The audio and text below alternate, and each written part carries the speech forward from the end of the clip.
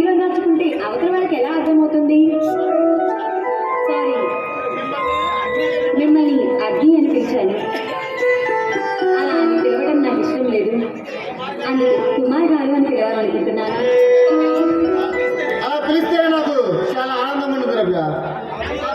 నా పేరు అగ్ని కానీ అందరూ నన్ను ఒక నిప్పులు చూసినట్టు చూస్తారు.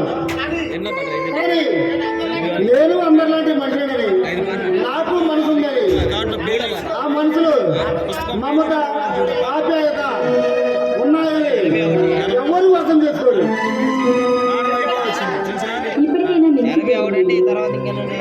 మీ జీవితం మీ చేతుల్లోనే ఉంది. దాన్ని అందమైన అనుభూతులతో మీరు పంచుకోండి, ఆనందమయం చేసుకోండి. ప్రయత్నిస్తాను రమ్య, అందరిలో బ్రతకడానికి నేను ప్రయత్నిస్తాను. సరే ఉండండి, కాఫీ తీసుకొస్తాను.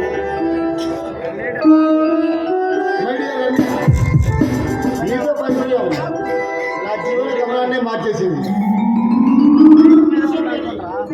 నాకు పరిచయం లేని ఒక సరికొత్త ప్రపంచాన్ని నా కళ్ళ ముందు ఆవిష్కరించింది.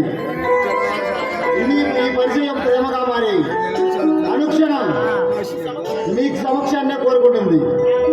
నా అంతరంగం నా మనసు విప్పి మీకు చెప్పాలని తలదాలాడుతుంది. నా పిచ్చి మనసు, నా ఆరాటం నీకు ఎలా అర్థమవుతుంది రమ్య?